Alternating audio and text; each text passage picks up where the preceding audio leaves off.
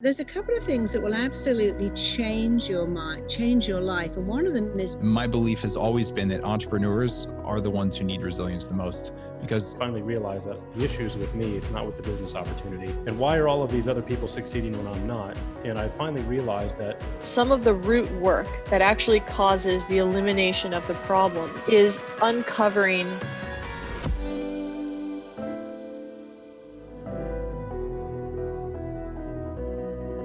the mind is not complicated at all. In fact, you only have to understand a very few things about your mind to totally get it. And one is your mind does what it thinks you want. Everything you're doing, even something you hate, say you bite your nails or pull out your eyelashes or pick at your skin, your mind believes that your mind's job is to do what it thinks you want. And it listens to what you say. When you say things like, my job's killing me, that relationship's going to kill me, this kid is making me crazy, you're telling your mind what you don't want. If I had money, I'd never know who my friends are. Once you have money, people use you. So you're actually saying to your mind, I don't want any money. So the first thing to understand is that your mind listens to what you say. And if you haven't got what you want, your mind thinks you don't want it. And if you've got a lot of what you don't want, like procrastination and sabotage, your mind thinks, well, you do want it. Second thing to understand about your mind, it's vexing until you understand it, is that we are hardwired to always return to what's familiar and always avoid what is unfamiliar. So if you've never had praise, you'll actually feel very uncomfortable with praise. But guess what? Really comfortable with criticism. If you've never had love, you'll reject it. 70% of lottery winners are dead broke in 3 years, because if you've never had money, and you win a lot of money, as hard as it is to understand, you will reject that too. And the third thing about the mind, and all of these things are very simple, is that the way you feel about everything is down to something very simple: the pictures you construct and the words you say to yourself, which you are free to change. So if we understand those three things about the mind, familiar, unfamiliar, responds to words and pictures, does what it thinks you want it to do, what it thinks is in your own best interest, now we can think, okay, but then I can change the words and pictures. If criticism is familiar and praise is unfamiliar, I have the power to reverse that and make praise super familiar. And if my mind does what it thinks I want, well, if I sit down and really tell it what I want using positive, relevant, up-to-date language, then I'll get what I want. And that's absolutely correct. So the mind isn't complicated at all once you understand it. And of course, people often believe that if you have a complex illness like depression or anorexia, then the treatment must be complex too. And that's also not true. You can actually fix really complex matters quite fast if you understand those three workings of the mind and put them into practice. This is amazing, by the way. So the mind pursues what it thinks you want. It pursues what it's already familiar with. Yeah. And then it pursues the images and the words that it holds in its, conscious, or, subconscious database or whatever. Okay. Could you maybe step me through a quick exercise of like how to tweak on these three points so that I have no limitations? Absolutely. So first of all, I want you to decide that you are an Olympic athlete of your chosen career. So say you're in IT, you have to go, look, I am an Olympian. What does an Olympian? An Olympian gets up every day and trains. They don't go, oh God, I hate this, it's cold. They go, I'm getting a gold medal. Right. They don't wish or hope. They go, I am getting a gold medal. So an Olympian is very focused on where they're going. They understand that your potential expands as you move towards it. You have no idea what your potential is, because as you get to it, it will expand and expand again. So in a business situation, you have to decide, I'm going to have an Olympic mentality. I'm going to do whatever it takes. But while you're doing whatever it takes, you have to say, I love it. An Olympic doesn't go, let me train. You go, I hate it, hate it, hate it. It's so boring. It hurts. You have to decide, I love it. So when you're building a business, getting up early, going to bed late, building a career, working on your own, you have to understand that every word you say and every thought you think is a blueprint that your mind is moving towards. And there's a couple of things that will absolutely change your mind, change your life. And one of them is to go, I want this. I want it. I love it. I'll do whatever it takes. So rather than like an Olympic training in the dark, training in the cold, you have to go, I want this. I want it, want it, want it. I've chosen it, chosen it, chosen it. And I've chosen to feel great about it. That sentence, I have chosen this. Yeah. And chosen to feel great about it, says to your mind, oh, you want it. When you go, oh, I want to work out, but my legs hurt. I want money, but I don't want to put in the hours. I want success, but I want to go to the bar with my friend. You're saying, well, I don't want it enough. So when you say I've chosen it and chosen to love every minute of it, there's no room now for saying, I think I'll have a beer. Why don't I lie on the sofa and eat lots of candy? I think I'm going to sabotage myself or procrastinate, because you've said I've chosen it and chosen to. Imagine if you chose to be a vegan and said every day, oh God, I miss bacon. It's killing me to live without sausage. I die for a steak. Now you're never going to be a very successful vegan. A vegan says, I have chosen to never again eat a creature, and I choose to do whatever it takes. And if I'm in a place where there's no food that isn't me, I'll go without because I've chosen it. You see, the words I've chosen it and chosen to feel great, what they actually say is, this is who I am. A vegan says, this is who I am. A bodybuilder goes, this is who I am. A pacifist, an Olympic, and they go, this is who I am. It's not, I'm going to try, it's hard, it's who I am. So for you, you got to say, this is who I am. Building this business is who I am. I love it. I've chosen it. I've chosen to feel great about anything I need to do to make it work. I want this so much. If you hate needles and you're in pain, suddenly you want a needle so badly because it's how you feel about anything. The second thing is to really say, is to decide to link pleasure to it and to start saying, I'm making this familiar. You see, imagine you've got lenses and now you're asked to do something very peculiar. You're asked to put a bit of plastic on your finger and ram it in your eye. That is so unfamiliar. But if you do it every day, it becomes familiar. First time you get that lens in your eye will water and try desperately to get it out. But if you keep doing it, what was unfamiliar is familiar until you can pop in a lens without a mirror. You can actually squeeze your eyeball and get that lens out without a mirror because you can make anything familiar over time. So after you've started to say, I want this, I've chosen it, I've chosen to feel great, but you need to say the next thing, I am making this familiar. Never add if it kills me. That's really bad. Right. I'm making it familiar. I see so many people with money blocks who say, I want money, and then they get rid of it, and parents who try to solve their kids' money problems with more money. So what you have to say is, I'm making wealth familiar. I'm making abundance. I'm making love familiar. Here's something fascinating. If you've never had love, or if you've had conditional love, where people threaten to reject you, leave you if you don't shape up, you now begin to believe that love actually makes you vulnerable. And so a lot of people actually, what they make familiar is attracting the wrong person. So imagine you've had a pattern of going out with the wrong person who's never been right for you, and you've always had to work for love and chase love and earn love.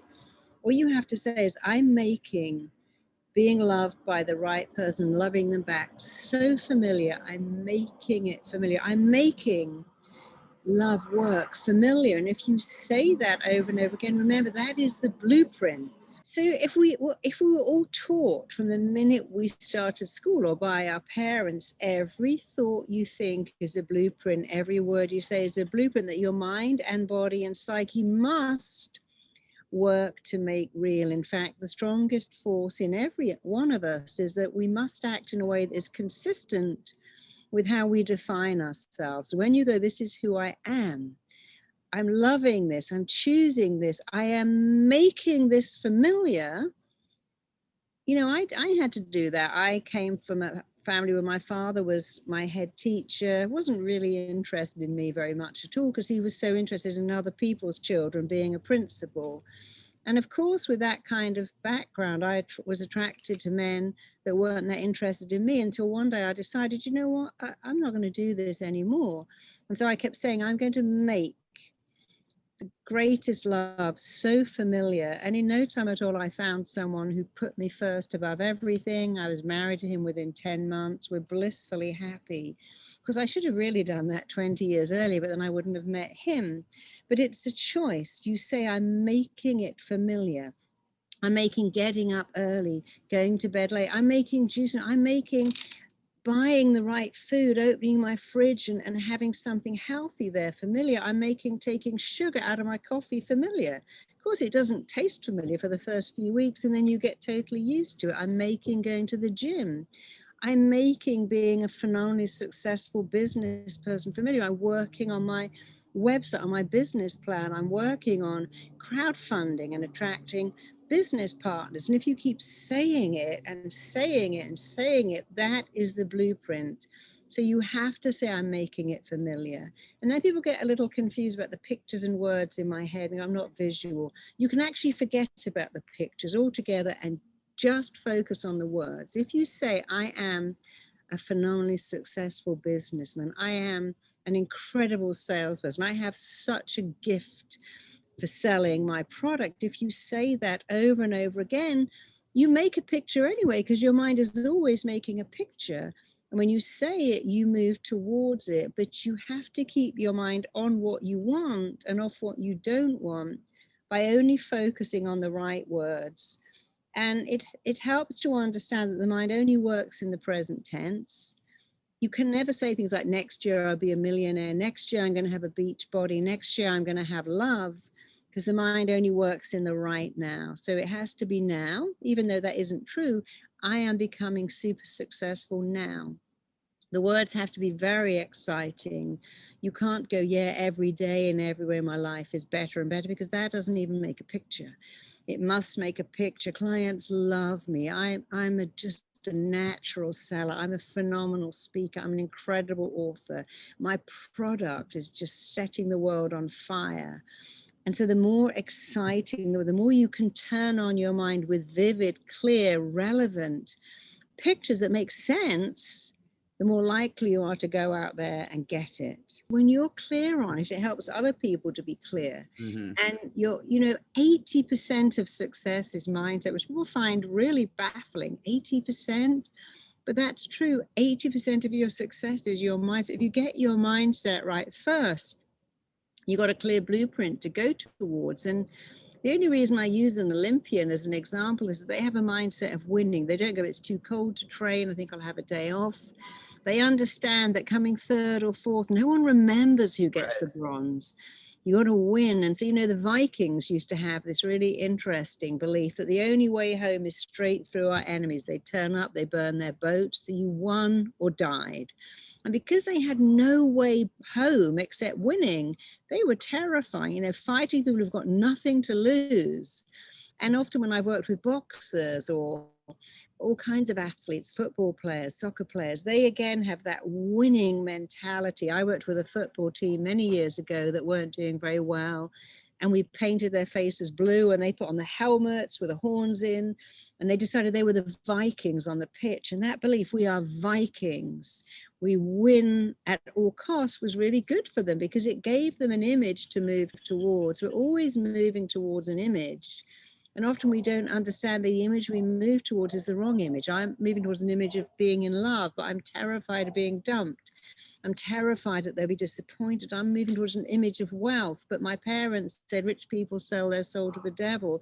I want, never gets. Don't be greedy. Who's looking at you? And so we have this image that we're trying to go towards. And your mind is really like a laser moving towards the image when it's clear. But if the image is, I want love, but I don't want to be rejected. I want success, but I don't want to work 7 days a week. And how will I be a great parent if I'm working towards success? Now your mind's not a laser, it's a closer. It's going backwards, forwards, forwards, backwards. So you have to be clear. Like imagine if you wanted to have a tattoo, all sleeves all over your arms. You have a choice. I'm going to imagine how cool that is. I'm going to look really cool. But if you go, but it's going to hurt. I'm going to have a needle in my skin. Oh, that's going to be super painful. I don't like needles. You will never succeed in having a tattoo if you link pain to the tattooing. You have to link pleasure to it. And that's what's so amazing, is that you can choose. People who have a tattoo choose to love having a needle shoved in their back. I wouldn't love that. I wouldn't have a tattoo. But some people, like junkies, they link huge pleasure to shoving a needle in all weird parts of their body. I mean, I've worked with clients who've injected themselves in the scrotum and the labia because they're often quite famous. They don't want people to see the track marks. And you think, what kind of brain is that? Well, you can link pleasure. I worked with models who eat toilet tissue on a shoot because they don't want to eat food. So they'll literally eat toilet paper or cotton balls soaked in orange juice to fill up their stomach. And imagine trying to eat toilet tissue and cotton balls soaked in orange juice. But you know how you do it? You link pleasure to it. You go, if I do this, I'll be super thin and skinny and look really hot on that shoot. And that's not a good image. But what I'm trying to get you to see is, getting you to see is that you can do anything if you link pleasure to it. And if you want to be a millionaire, want success, you've got to link pleasure to working hard, to believing in yourself. And many people do something like this and go, hey, I can just manifest. I'm going to lie in this over going, I'm a billionaire, I'm a billionaire, I'm a billionaire. There's 3 parts to success. The first part is really focus on what you want and decide you want it. The second part is you must decide you're worth it or you'll get rid of it all. And many people do that. They earn a lot and they get rid of it all because they don't ever believe they're worth it or they worked hard enough. And the third part is you must decide to work hard. Many people have kind of lost that. Oh, I don't have to work. I'm a manifestor. It's all going to come to me. I know someone out in LA who's got a very good idea. But they said, yeah, but I don't want to work. And they've had this idea for 20 years. I'm like, you have to work. No, that's not my ethos. My ethos is if it's meant to be, it will work. And if it isn't meant to be, it won't work. I'm like, no, that's like saying if I'm meant to have a 6-pack, I'll wake up with one. If I'm meant to have a 6-pack, I better go to the gym, work out hard, eat a better diet, then I can have a 6-pack. But I can't really have a 6-pack if I eat donuts all day, lie on the couch and I'm just manifesting a 6. Some people think you can really manifest that. But I think you have to have all 3. The belief that you have to want it so much. Then you have to believe you're worth it. And then you have to decide, what will I do? For instance, I write books. The first time I got a book advance, I actually gave it back because I couldn't even comprehend how at 25 I could shut myself away and write in longhand. It seemed so boring and so isolating. Because when I got my second book advance, I'd learned a lot that I had to go, I love writing. There's nowhere I'd rather be in the whole world than sitting in my house writing a book, which wasn't true. But when I said it enough, amazingly, it became true. And suddenly there was nowhere I would rather be than writing this book. But then I had to decide, okay, so I've written a book.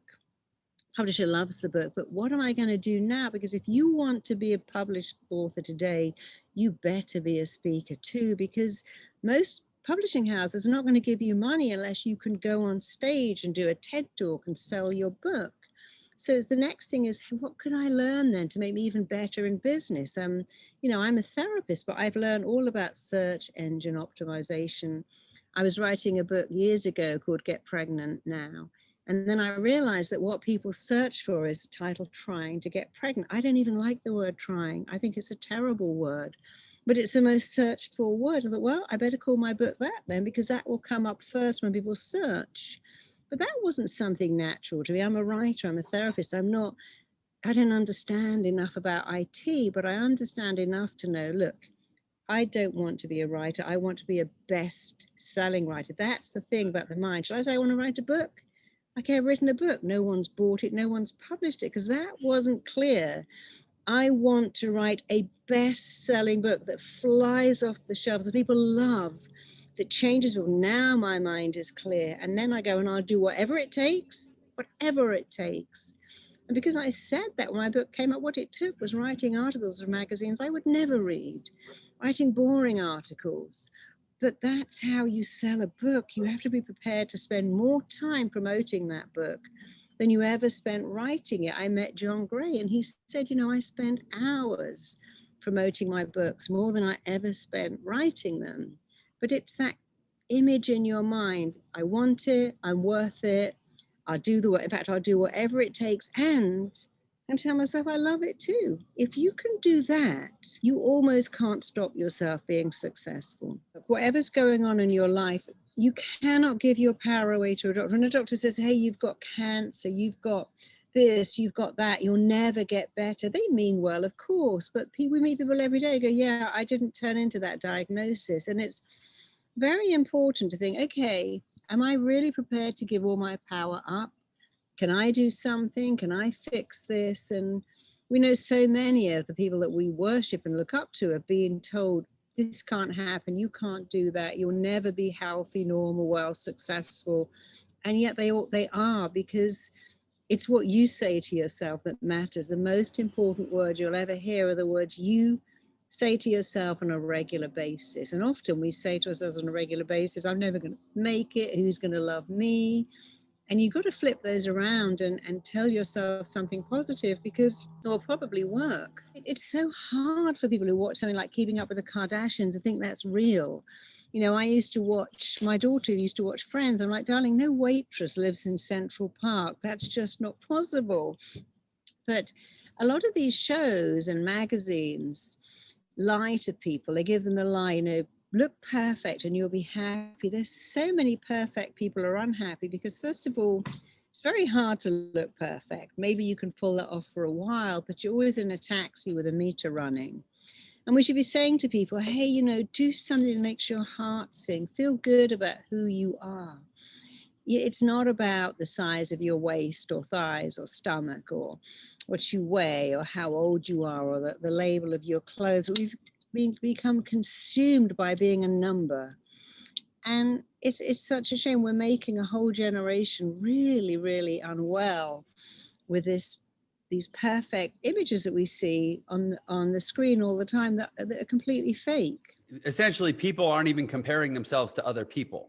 They're comparing themselves to false illusions of other people. Yeah. So it's unattainable. Well, it's not unattainable. Imagine you've just had a baby and you look at some supermodel who's got a baby and she's on the catwalk a week after giving birth looking amazing. And you think, oh, what's wrong with me? But, you know, they've got a whole army of staff. It's very different. So whenever you compare people, we see that in schools, you know, in schools, what I really don't like about schools is they always reward achievement, not effort. So the naturally smart kid that does no work gets all the prizes, and the kid that's working really hard but not getting the same marks doesn't get rewarded. And our whole education system, so much of our systems are really incorrect, and we really need to change that, because all of these things damage people's self-esteem, chip away at people. You know, I live in LA and I'm amazed at how many homeless young people there are here. You can see have really lost hope and have lost their way because usually nobody believed in them. And it's hard to be believed in when all you judge is the grade you get, not the work you put into getting any grade. Getting people to understand the way you feel about anything at all is down to two things: the pictures you make in your head and the words you say to yourself. And when you start to change the words and the pictures, it changes your life. So most people wake up and their first thought is, I'm not enough, I don't look enough, I don't earn enough, I'm not interesting enough, I'm not smart enough. And so when I get people to just say, I am enough, because no baby is born ever with a belief, well, I'm not enough. All babies know they're enough. It's why they demand attention, because they have this innate belief, I'm worth it. It's very easy to start chipping away at that. But the truth is, for everyone on the planet, we were born knowing, or at least believing, we were enough. So all you're doing is reactivating something that you were born with, manifesting something you came onto the planet with. And so just beginning to say that, put it on your screensaver, put it on your ringtone, write it all over your house, make sure you say it. I have it in all my passwords, but obviously very securely, but I have to type that out many times a day to unlock my phone, my computer. And so I'm always becoming a living, walking, talking example. What you say, you tend to believe.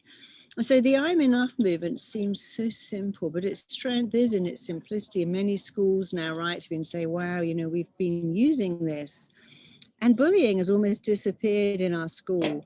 The kids are so much better. They're doing better without having that competitive edge. And many companies write to me and say, hey, you know, all our young staff, we all use the I'm enough. And it's made such a difference. And so that has really got a momentum all of its own. So I'm Enough is something I'm very proud of, and we're aiming to make it bigger. We're going to have an I'm Enough Day starting again next year. So that's exciting. And then, of course, we have our TT, which is, I've actually trained 7,000 therapists now, but we have people all over the world giving people a better, effective therapy that isn't about let's come in every week and talk about your feelings. It's about let's find out what's gone on with you and fix you, because therapy is a strange model. It's a model that says turn up every week with your pain and we'll have a conversation about it. Well, no other model has that. No doctor says let's talk about your pain. No dentist says let's have a long discussion about your pain. You know, I had a time when I was in New York, and out of the blue, I went into anaphylactic shock, which has never happened to me before. And it was quite scary. And I got in an ambulance hospital. I didn't go, hey, I need to build up a relationship with a doctor. I need to discuss it. I'm like, just keep me alive. My lips are swelling up. I can hardly breathe. I figured I had 4 minutes. And during that time, I was hypnotizing myself all the time and telling my body to fix itself and to be okay. And it started to work, actually, luckily, even before I got to see a doctor. But, you know, in pain, you don't need a relationship. You need someone to say, let me make you better.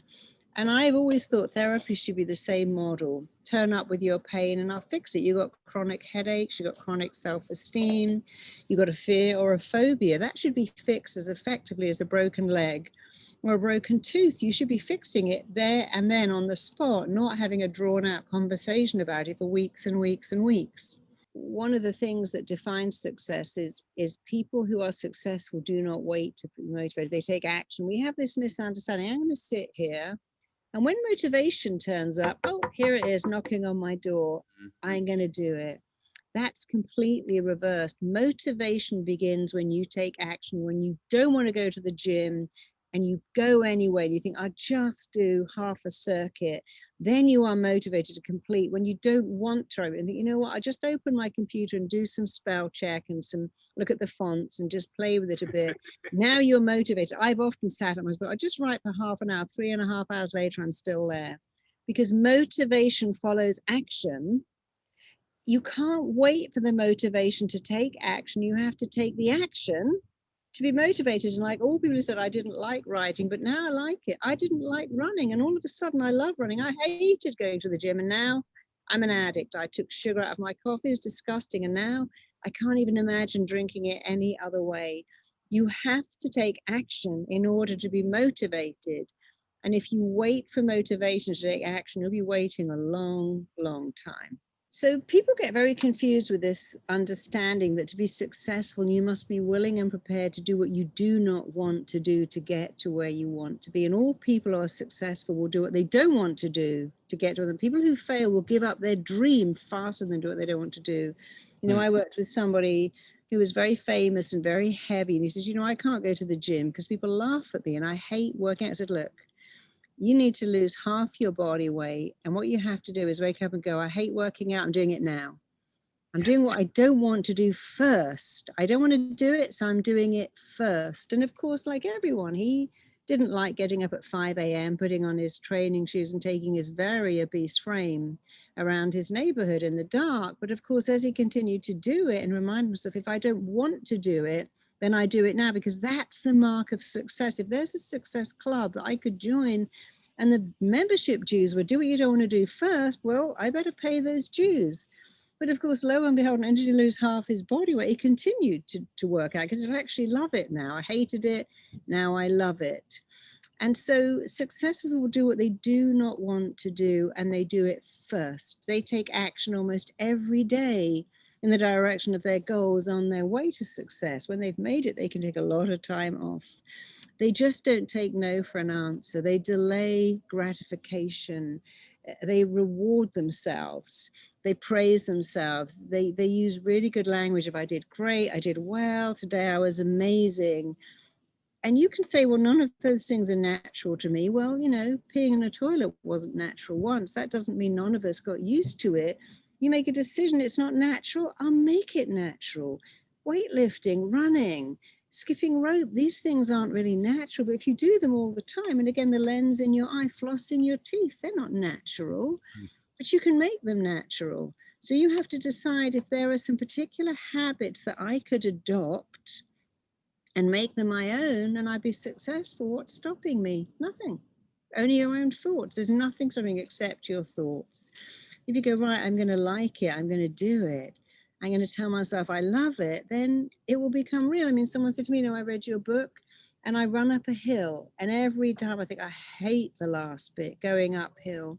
And I've started to go, I love the last bit. It's my favorite bit. I like it. And now I really love the last bit. And I run up that hill faster because I realized that I was putting my own brakes. We're going, I hate this last bit. This last bit is torture. And now so this last bit is the best bit of all, because you can choose every day how to speak to yourself.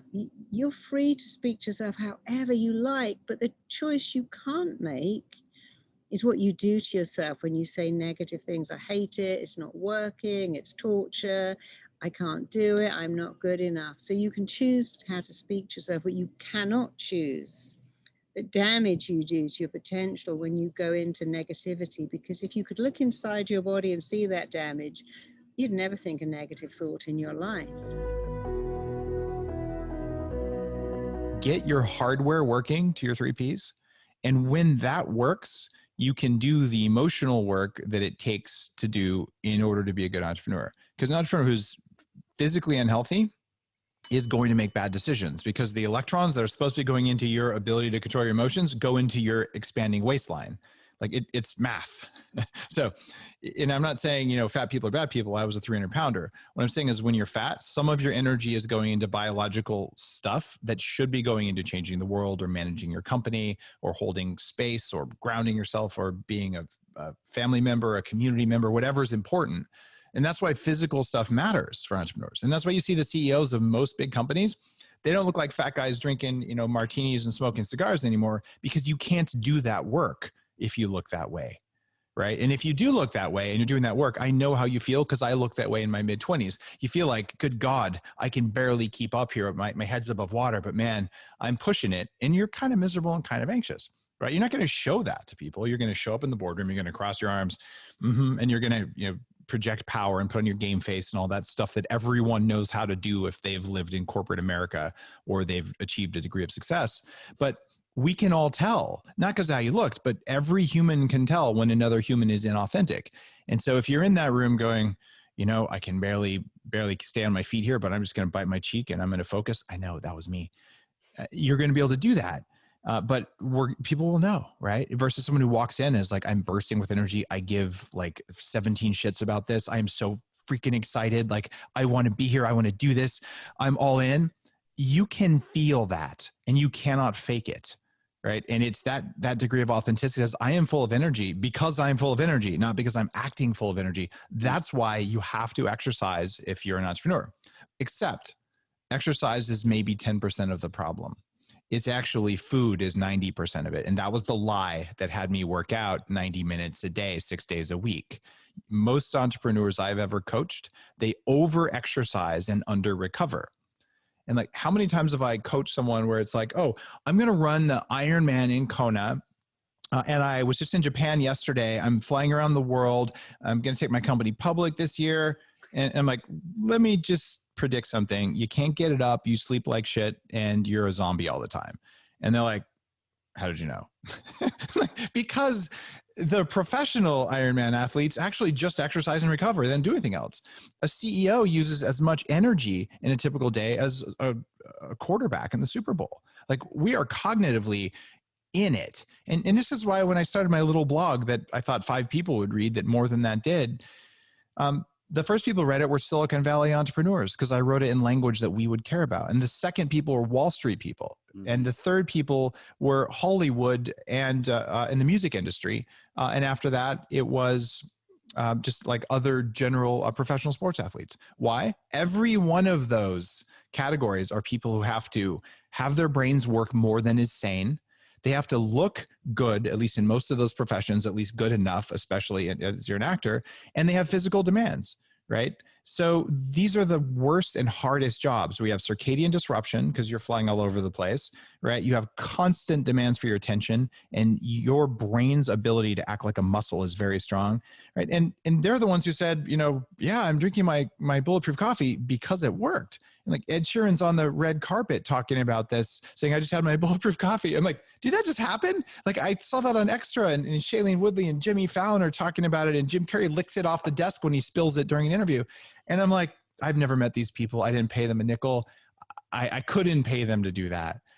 They just did it because like I got my brain back. And entrepreneurs everywhere who don't have their physical stuff together, they are suffering, right? And when you suffer, your company, it's an energetic reflection of you. And this goes back to, the meditation with the masters in Tibet that I've done, and, a lot of the personal development stuff I do at the neuroscience company I started called 40 Years of Zen. So we bring executives in for 5 days of intense work with electrodes on their head to show them what's going on and let them, reprogram and upgrade cognitive function and electrons in the brain and stuff like that. But what you hear after hundreds and hundreds and hundreds of people like that is that there's a lot of people going, man, I can barely keep it together. But when you get it to the point where there's a sense of effortlessness and a sense of extra energy, and you walk into your office, or you dial into your office, as the case may be, and people feel it. They're like, oh my God. And all of a sudden the stuff that was wobbly in your company, it stops wobbling, right? And the culture of your company reflects how you feel when you wake up in the morning. And if you wake up zombified and stressed, I can't tell you how. This is that weird, meditation land, but it's there. And any experienced entrepreneur tells you, man, when everything's working in my cell phone, I've just got the right vibe, I'm unstoppable, and my company is unstoppable. And then when I'm completely, scrambled, it doesn't matter if we're doing the right things. It just doesn't work right. And it's that thing they don't teach you at business school. I went to Wharton, got my MBA there. They don't teach that. They don't teach the spiritual side of being an entrepreneur. Get your physical hardware working, get your emotions in order, and you handle that, and your company is just this amazing machine. And if you don't do those two things, your company wobbles around. You might succeed, you might not succeed. And even if you do succeed, you'll be unhappy. I'm so elated right now because you're validating what I feel like I bleed out my eyes to tell people, which is like, you can't be a really thriving and vibrant business owner if you don't have your physical, and you talk about your emotional. And I love that you're so much dealing with the intersection of the physical and the emotional, or the physical and the personal, which is like, emotions are just neurons, right? Mm-hmm. You don't get that stuff together, you can't go lead a thriving organization. When you write something, if you're not stuffing your face full of potato chips and diet soda and energy drinks and all those things, if your body is running clean, your ability to sense the emotion in your words is much higher. If you meditate, your ability to sense it is. The reason I can do what I do is I spent 4 months with electrodes on my head, going through and getting rid of garbage pattern matching that I had in my nervous system about trauma, about being bullied, about all sorts of things where like, oh, you're feeling anxiety, or you're feeling this, this thing's against you, or all the weird things that seem to be true that we actually don't have any evidence are true. So basically getting out of my own way, erasing garbage beliefs that were not based in reality. They're just based in what I thought was real. By the way, this is the human condition. Everyone does this. Everyone has this, if you're alive.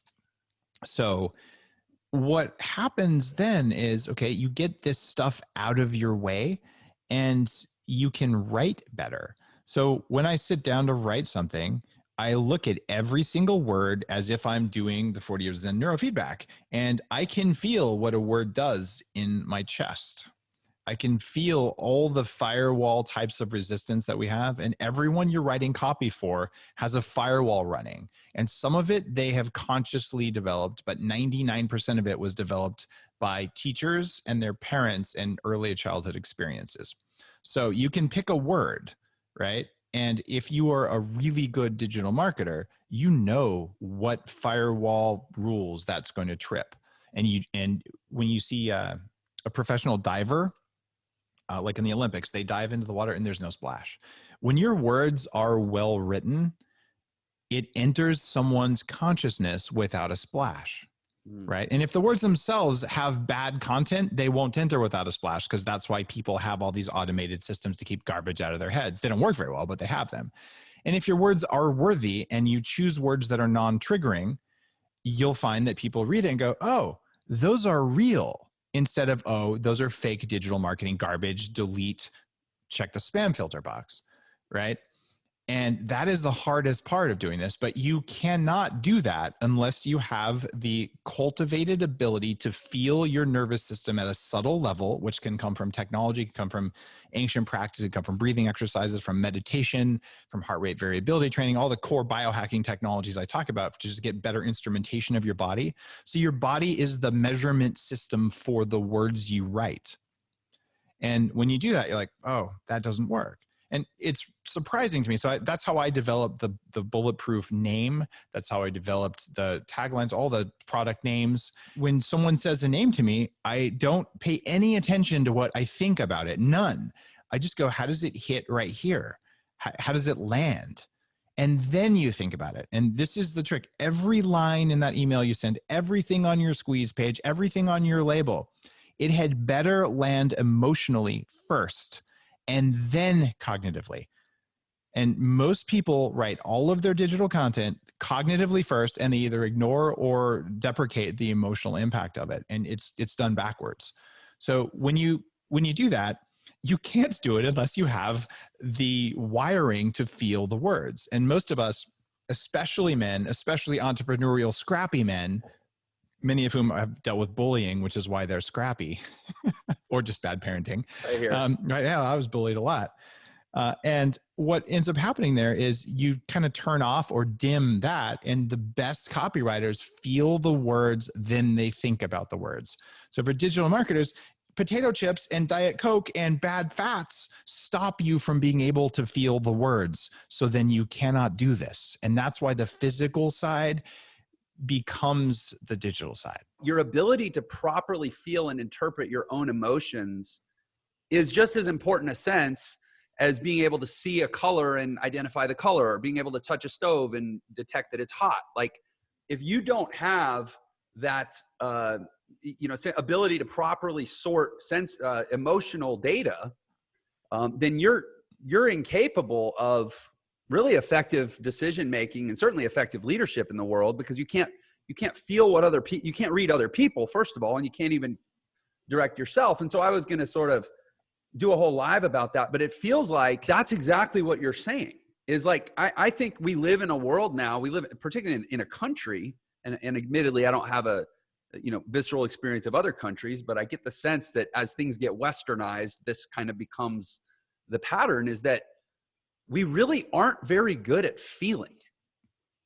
And to your point, if you can't feel, you can't really sell. There's such or you have to get lucky to sell. Yeah, there you go. You can be lucky to sell. And there's a rich tapestry of feelings. And what happens, and this is part of what I teach at 40 Years of Zen, is that there's a hierarchy of feelings. And the one that's actually the least useful and probably the lowest vibration, if you believe in vibration as a metric, is apathy, right? So when you're like defeated, you're like, I just don't give a crap anymore. Like I'm done, right? And that's the furthest away from, joy and happiness, right?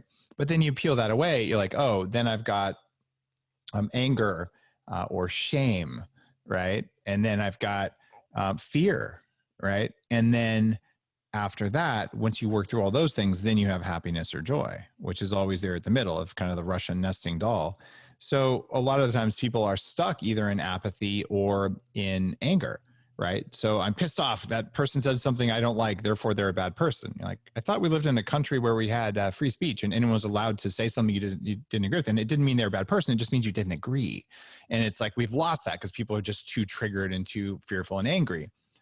And when you have that going on as a digital marketer, like that's not a good place to be, because you're not going to get to that middle nugget where like, oh, this is what happiness feels like. This is how I turn it on, right? Here's how I work my way through these other emotions, so that then when you sit down and you write copy for someone, you can say, this product brings you this feeling.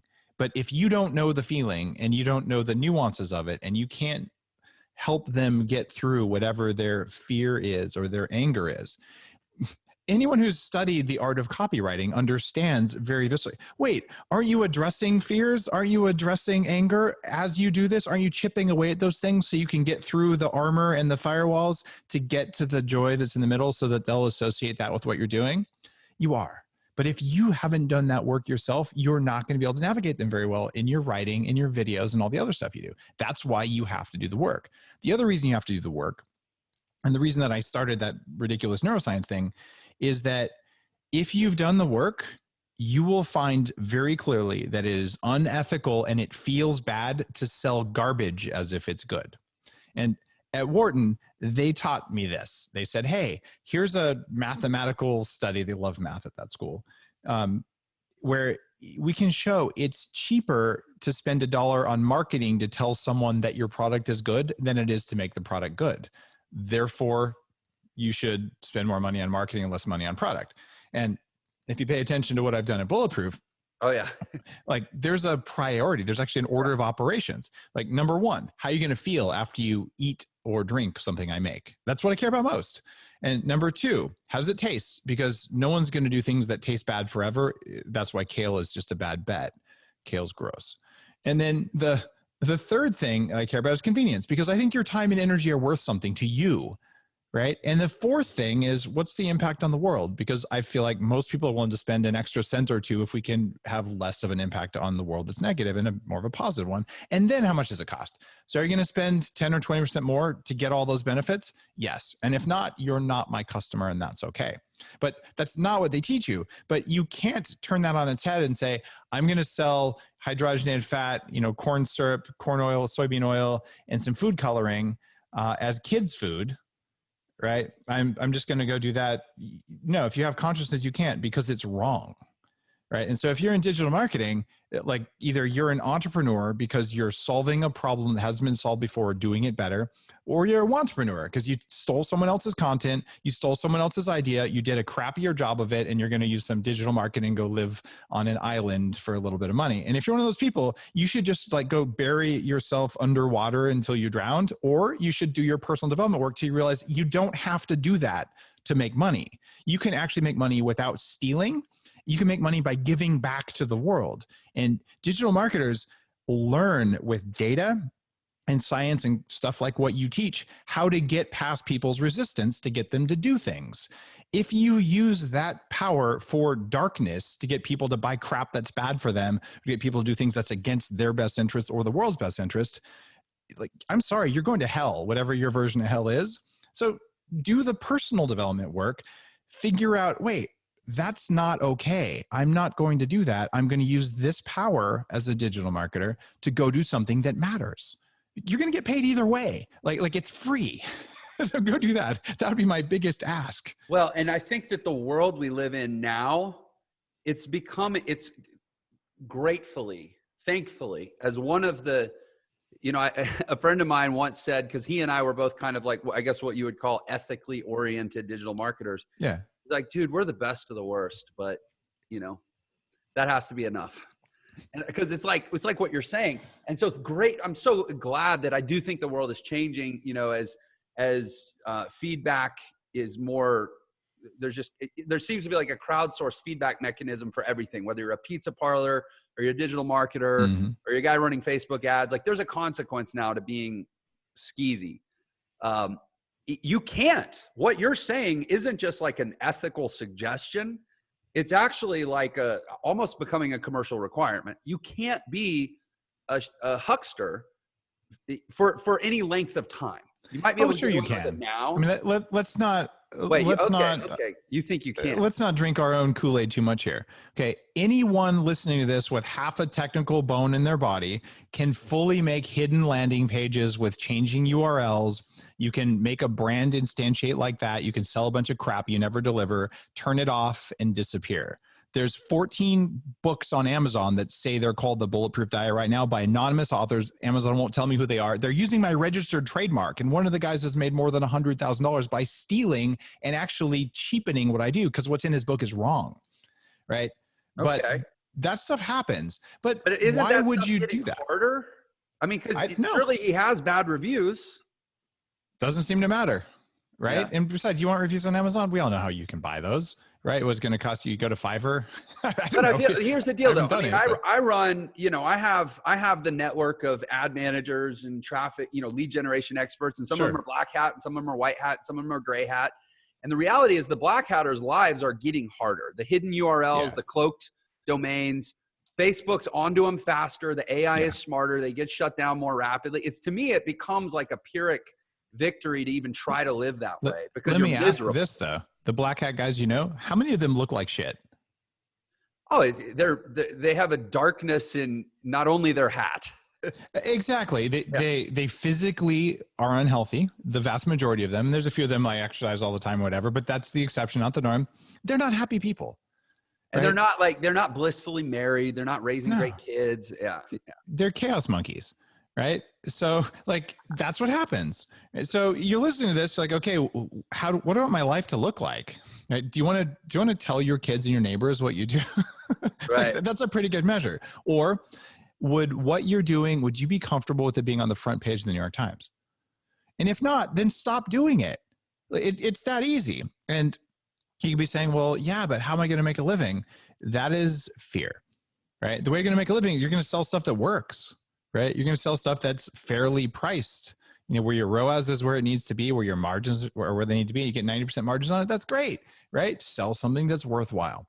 And if we did that immediately, if you went to Amazon, instead of it looking like a garage sale, which is what Amazon has turned into, unfortunately, right? Or maybe not a garage sale, but more like a flea market, where there's all kinds of stuff. I can't tell if it's good or not anymore. Right. You go back 10 years, everything on Amazon was like, wow, I could buy what I'd buy at the store.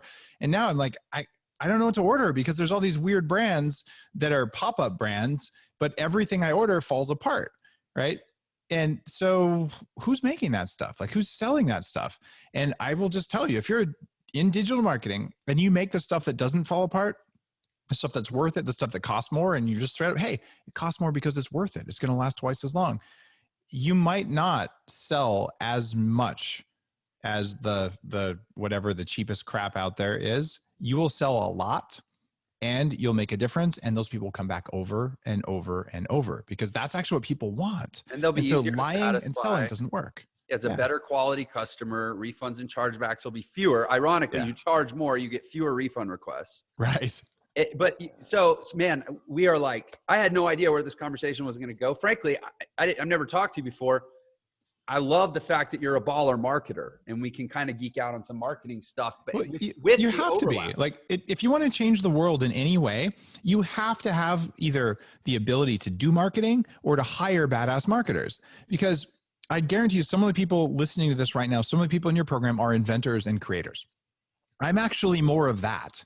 Like, my job is to create the future. What I really do is I evangelize, and I make cool stuff that no one else has figured out how to make before. Right. And I've done it in multiple companies. I have my circadian glasses, a lot of people use them for sleep, called True Dark. I wrote the patent myself, right? But I grew up in Silicon Valley, where you see the inventors, and 95% of the time, the cool, best stuff never sees the light of day, and garbage comes out because marketers sell stuff that's kind of okay. Right. So if you're one of the inventors, the creators who's listening to this, like, all right, your job, if you create something, is to put it in people's hands, because creating something that no one uses, it's masturbation. Nothing happens when you do that. And there's so many crazy inventors sitting on gold mines of technology for upgrading humanity and all these cool things. And I get to talk to them, and they're like, mine, oh, mine. And they'll never sell it, because if you're a creator, you probably aren't a marketer. So then you partner with a digital marketer. You learn from this kind of training, and then you're saying, I don't want to do that. I want to create the next big thing. So you bring in a digital marketing partner, whether it's an agency or a business partner, and then you know enough to make sure that your baby, your invention, comes into the world. And for people who are saying, but I'm a marketer, I'm an operator, I don't know how to make cool stuff. That's okay. There's hundreds of cool things laying around everywhere that you can sell if you just package them up right, that actually are good. And it's that melding of the art of good marketing and the art of making stuff that matters, that's good. I just happen to have enough marketing to be good at it. But really, my core value is I could hire people who are better at marketing than me. I'm just going to handle naming, messaging, evangelism, and creation. And everything else, I truly don't really care about ROAS. I just have to know because I'm a CEO of I was CEO of a large company. Now I'm CEO of 4 small companies. My belief has always been that entrepreneurs are the ones who need resilience the most, because if you're a pro athlete, like you play the game and you rested. If you're an athlete, like I played the game and there was another one and another one and another one. And I thought about it when I went to sleep, and like, you're always able to do more and you want to do more.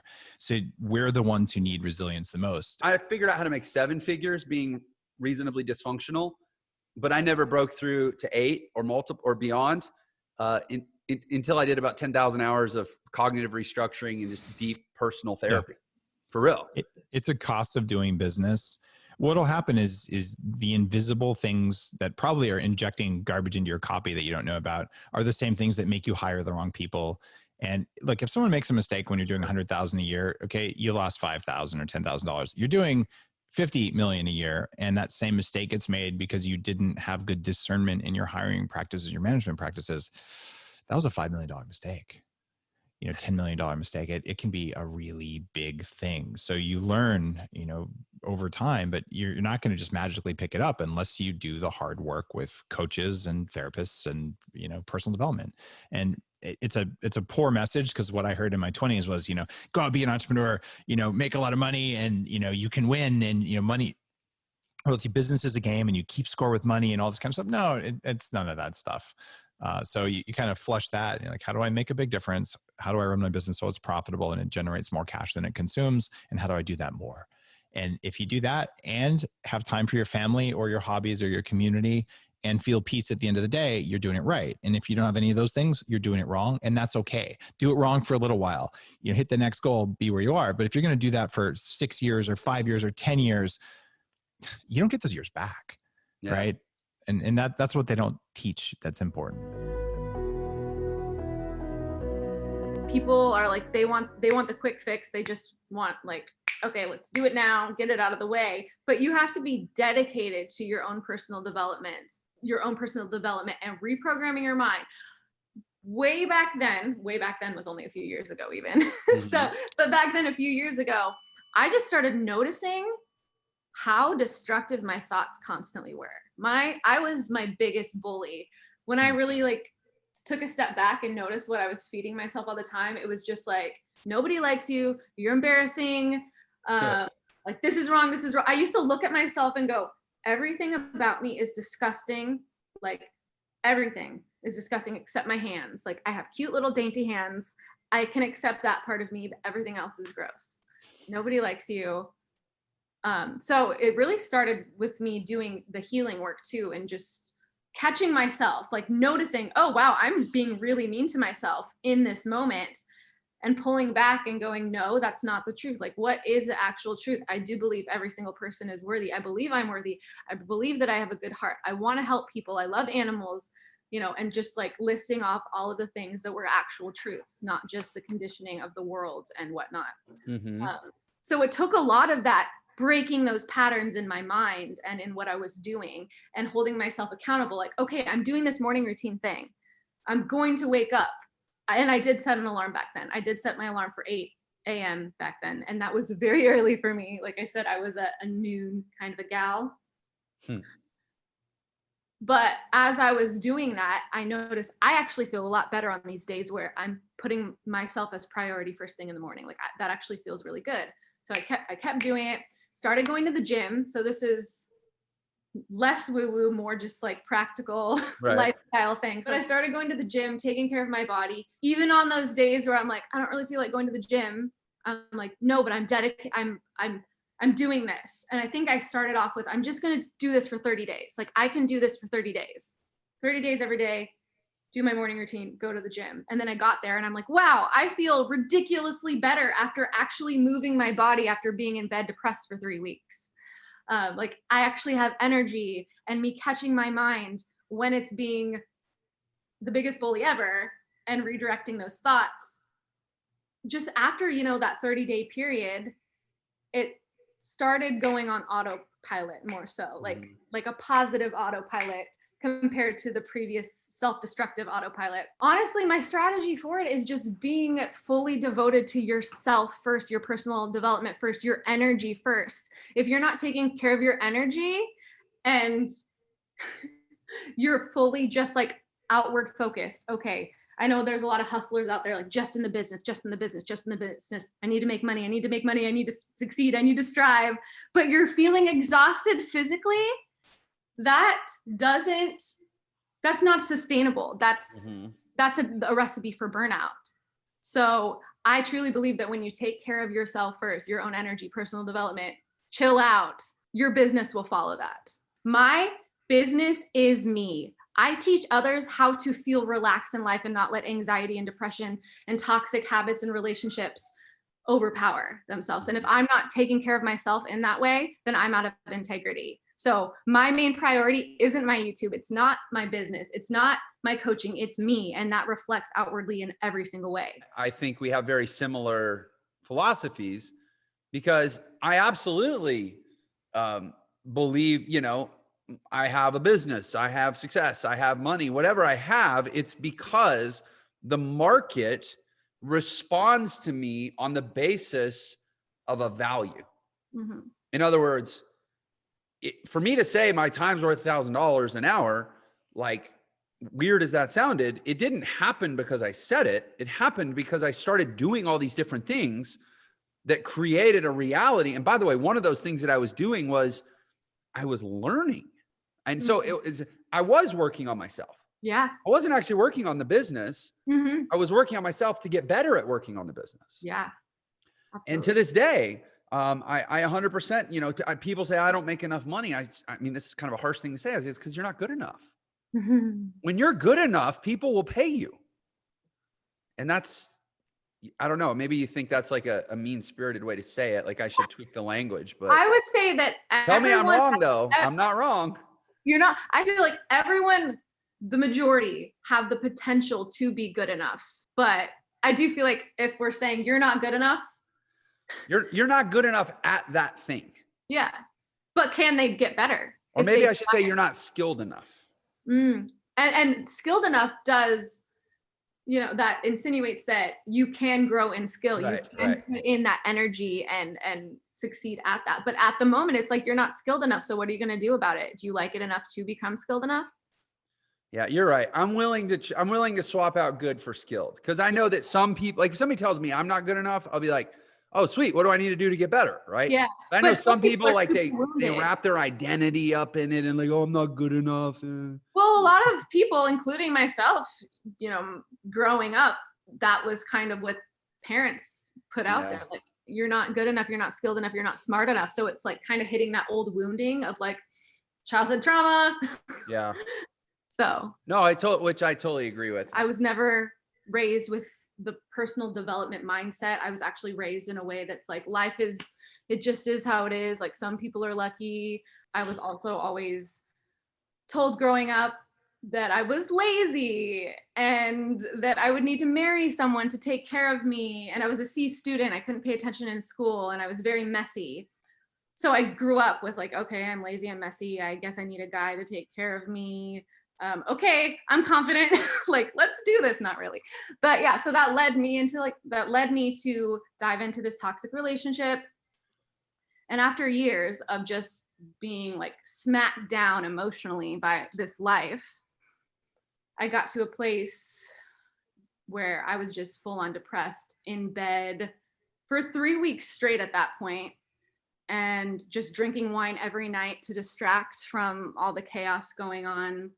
I was babysitting for $10 an hour at that point. Like that was my main source of income. Although I did have my YouTube channel and I was making like $100 or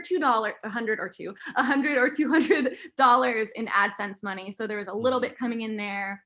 Babysitting paid for my rent at that point. And then it was like, okay, I have the like $200 extra a month and that covers everything else. So yeah, I was not making very good money back then. Depression hit. And I had this acquaintance who's actually a YouTuber, and they were like, have you ever read personal development books? Like, maybe you should give it a try. And I hadn't. So he sent 2 personal development books to me. He mailed them to me. And I actually hated reading at that point. I claimed I hated reading. Like, I don't like to read, but I'm so miserable with the way my life is going right now that I will try anything. Hey, sorry for the interruption. I just wanted to let you know you can get a free copy of my book, The Millionaire Shortcut, which shows you the fastest way to become a millionaire in the new economy. And there's a special link just for this episode in the description. So thanks for tuning in, and I hope you enjoy the rest of the episode. So it was The Miracle Morning by Hal Elrod and The Success Principles by Jack Canfield. And I started with The Miracle Morning because it was way less to read than The Success Principles.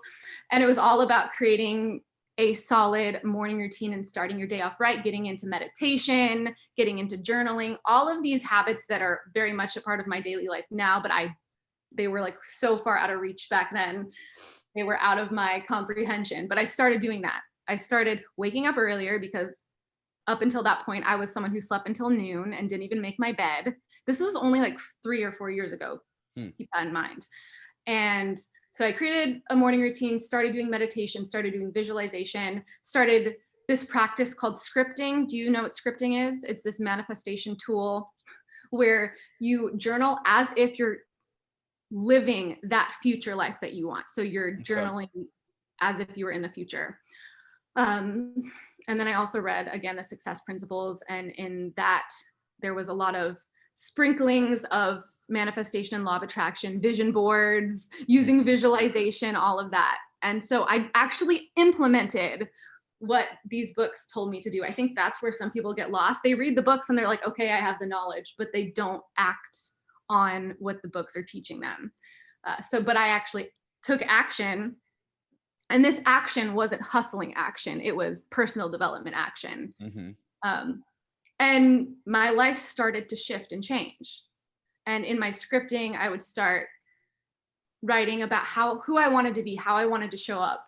And back then, instead of it being like the life I'm living now, it was like a step up. Like, I have friends who love and support me, and I'm able to express myself without getting choked up. Because back then, my throat chakra, we're gonna get woo-woo, was so tense and tight that I couldn't even express myself. Like, I would shake. If we tried to do this interview 3 years back, I would be like this, and I'd be like shaking. So I just started scripting about who I wanted to be, how I wanted to show up, and then little aspects of life and like income increasing and all these little details, and things started to shift and change. When I gained a little more confidence through that, I started scripting about like, I make $5,000 a month. I make whatever. Oh, actually, I read the book, You Are a Badass at Making Money. So I read that early on, and I did what the book said. And one of the activities was like, how much money do you feel like you would need to feel like comfortable? Like, I'm living life, I feel good. And my number was $5,000. And then the book says, okay, now double that number. And I'm like, $10,000? How is that even possible? Do people even make $10,000 a month? But I started journaling about it every day. I journaled about what my future and next level life looked like, me living in a nice apartment, and just all of these different elements, and that I make $10,000. I make $10,000. I make $10,000. No joke. A month later, I made $10,000. And before that, I'd only made like $3,000 tops ever. And it wasn't from putting in all this work. I had a video blow up and just like all these random opportunities that I did not seek out. They showed up in my inbox or in my AdSense, and it reflected where my energy was flowing for that entire month before. I want people to hear this conversation and really take from it what I totally believe, which is the truth, that like you can change your thoughts. Yeah. Be, do, have, right? You have to be be the person who thinks the thoughts to drive you to do the things to ultimately have the results. And I totally believe that. And in your case, you did that. And let's say it took a year. Took a couple years. How long did it take? Actually, tell me, from the time you were like, somebody gave you a book and was like, here, you're spending too much time in bed, you should read this, to like, okay, my now I have the life I month want. From that. To where you had what felt like a very, like a lifestyle change that was going to stick. Oh, definitely. I would say 2 years from being in bed, broke, depressed, to using all these manifestation tools, shifting my life, getting to the point where I could live on my own in a luxury apartment, and then invest in a intensive coaching certification program. So I've been here in this apartment for 2 years, and it took about 2 years to get to that point. But there were a lot of shifts and a lot of manifestations that happened leading up to that point. That was just that big leap that, like, it's scary. Right. I don't know if I can do it right now. I'm making just enough to be able to move into this apartment, just enough.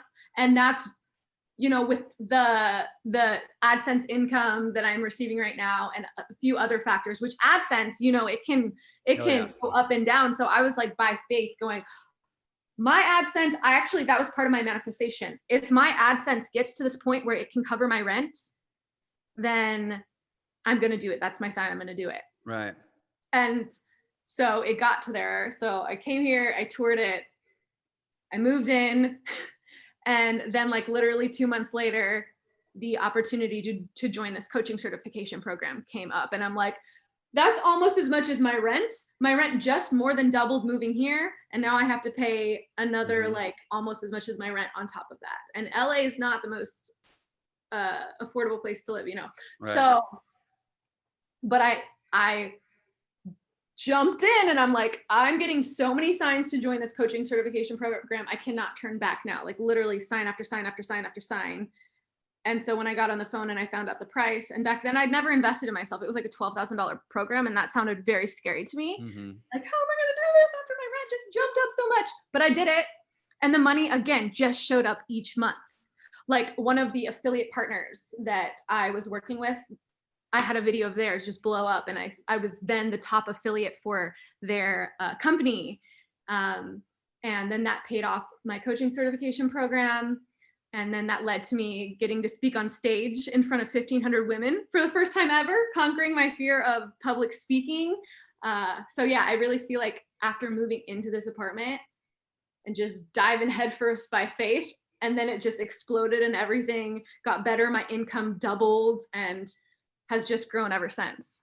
And so during that 2 years, at any point, did you have to kind of like go, okay, crap, I have to do something significant, and the only reason I'm doing it is for money, not for joy or passion or fulfillment or anything, i.e., I have to go get a job that I don't want to get? In that struggle, okay, so the family I was babysitting for, they moved. And I was like, oh crap.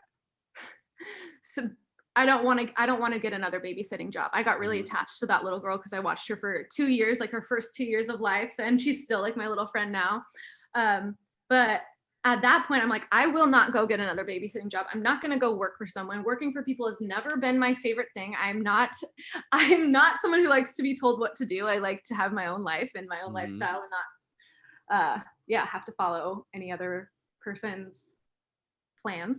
So at that point, that's when I decided that that's when YouTube would be my priority. Okay. And again, I know we're jumping all over the place. That was probably 3 years ago when that happened. At that point, the family moved away. I'm like, I'm fully diving into YouTube. I want this to be my main source of income. Made that decision, started making videos weekly. And from that point of the family leaving to not having their income anymore, leading up to that next month of my AdSense paycheck, that AdSense paycheck fully took over the money I was making from babysitting and covered my rent. And it's like, that's how it happened every time. I just decided this is what I need to happen. I'm going to take the actions. I'm not going to overwork myself, but I am going to take the action. I'm going to dedicate one video a week, and exactly my rent amount showed up in my AdSense. How do you get people off of their addiction to the negative? How do I get like my How do you detox people that are so into this fear and stress-based thinking? Well, first of all, the people that I choose to call in to work with are wanting to change their life. I cannot make anyone change their mindset if they're not willing to do it. The people who are like, nope, that can't work. I refuse to believe that. You're wrong. You're stupid. Right. There must be something else going on. I don't trust whoever that person, that's not the person I'm working with. I'm working with the people who trust me, because I really genuinely, as I've grown, value authenticity and just like sharing it as it is. Like if I'm feeling anxious and I'm on a live, I'm like, I feel anxious. I have like this feeling bubbling up inside of me. I just want to put it out there because when I like name the demon, it doesn't overpower me anymore. So I just think that people who are like me in that way, but are a few steps back and they trust me and they're like, I'm seeing what she's doing. I'm seeing her transformation live. Like I've had my channel again for 10 years. They've seen how much I've changed. And like before I was very like this mask of not myself, like just show up. Like I was so nervous, but I had to put on this happy face of, hey guys, it's Annie, you know, like the overly expressive YouTube situation. Like I definitely did that. But it's when I broke down that wall and just like said, hey, this is where I'm at. This is what I'm struggling with. And I documented the process and they saw my life transform. Those are the people that are like, I want to change. Because I see that you've done this. I know that it's possible. And just those people who can really relate to that. Those are the ones who reach out to me. And those are the ones who I work with. And those are the ones who change their lives. Like all of my one-on-one clients right now, if you talk to them, if you were to talk to them and see where they were at before we started working together and how much their life's changed, like I'm blown away and I'm speechless sometimes with the feedback of, Annie, working with you has literally changed my life circumstances, the way I feel about myself, what I'm doing, what I'm believing, who I am, how I feel is 100% different than how it was when we started working together. And the how of how I do that, it's just a process. It's not, I don't even want to say it's a process because each person is so unique and individual. I don't even have a coaching structure. It's like intuitive, like where is this individual person starting off? What do they want to do? What are their personal blocks? And we just start etching away at those things. And I like to start every coaching 6-month program with them writing a letter as if they were 6 months to 12 months in the future, describing what their life looks like if it were like the best, most expansive 6 to 12 months they've ever experienced. Mm-hmm. And it just gives them a focus of, okay, this is what we're stepping into. It's not just like, I don't know what's going to go on. I don't know what I want. I get them to really come up with a vision for themselves. And then I take them by the hand and challenge them when their fears come up. Like a lot of times fears will come up and I'm like, is that really the truth? Like they're saying, oh, I'm afraid everyone is going to think this about me. And I'm like, who's everyone? Who's this everyone who's thinking this about you? And it's like their mom, their dad, their frenemy from high school. And yeah, when I'm going into working with someone, making sure they know that I'm there to help them and guide them through the way, but throughout the entire way, but they have to be willing to do things that are uncomfortable. And if they think that I'm the person giving them the transformation, then it's not a fit. Like they have to be willing to do the work and know that the power is in their hands. It's not me waving a magic wand saying, boop, you're all good now. Right. But they have to be willing to get a little uncomfortable, but then also have an amazing time doing so. And I will also put out there that I didn't wait until I felt confident. There are still many things that I step into that I'm like, I'm so nervous about this. Like, like I'm internally spazzing out, but knowing that that's still going to come up and you can't just wait until your nervous system is completely calm all the time, because that's not a reality. Like all the things that you want are going to be a little scary. So get comfortable with that. The pain of having to think about getting a job and working in a career and making $60,000, $70,000, $80,000 a year was infinitely more painful than failing, in these business ventures. So I kept at it for a good 5 or 6 years until I finally figured it out. And the figuring it out part for me was I realized that the opportunity was not going to make me wealthy. The upline wasn't going to make me wealthy. The product wasn't going to make me wealthy. And that's what I always thought was going to bring success previously. And so in each of these companies that I would go to, there were people walking across the stage getting awards and making millions of dollars. and yet I wasn't making any money. And so I became the common denominator after moving from company to company. And I finally realized that the issue is with me. It's not with the business opportunity. And why are all of these other people succeeding when I'm not? And I finally realized that they had all become masters at their craft. They had all earned the right to become a professional in that industry. And they had become world-class speakers or world-class salespeople or whatever it may be, but they were masters of a skill set. And I had not pursued mastery of any kind. I had just pursued opportunity. So I realized that. And at that point, I decided to go out and become a master of new skills. And for me, those skills were salesmanship in the form of copywriting, because I was very shy and introverted at the time. The thought of going to a network marketing event of any kind or recruiting people in person was absolutely terrifying. So I needed to figure out how to sell through the written word indirectly. And copywriting was the skill I discovered that allows you to do that. And then Google AdWords. And so I taught myself how to then generate traffic.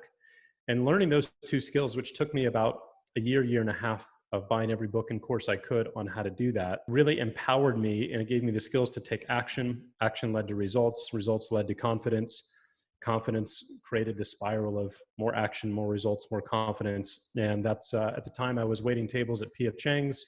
So I'm about 24, 25 years old at this point. I went from doing that to making 7 figures in about 18 months once I made that realization and started chasing skills instead of opportunity. Chasing skills instead of opportunity. Like, you literally just summed up for me, here we are, whatever, 20 years later.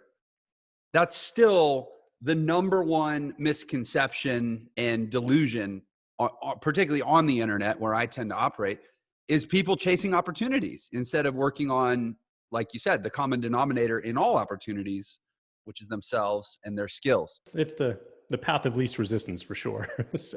And seems to be a pretty common trait among successful entrepreneurs. Like, we keep going when other people would throw up their hands. That's kind of the difference. Well, that's the trap that I could have fallen into. The trap that I could have fallen into was being driven by ego, being unwilling to accept the fact that I'd made some bad decisions or made some mistakes around how I pursued this business, and kept going and pushing myself and pushing myself and pushing myself until I either had a heart attack or went bankrupt or whatever.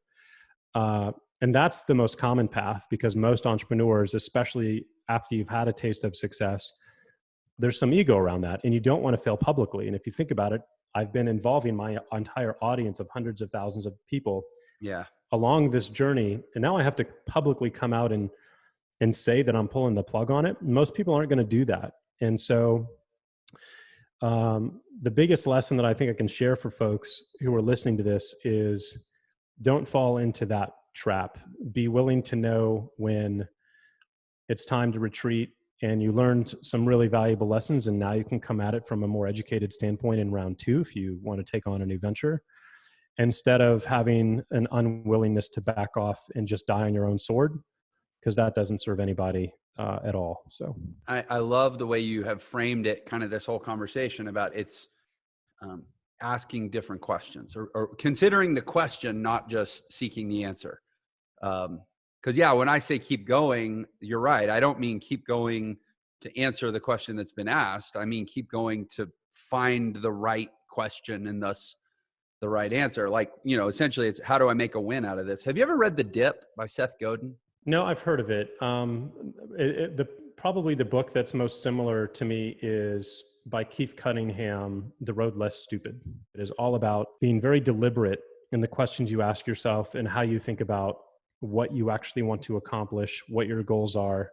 Because for both his career and my career, if we could just unwind 1 or 2 mistakes that we made, we would be ridiculously wealthy, right? Well into the hundreds of millions of dollars.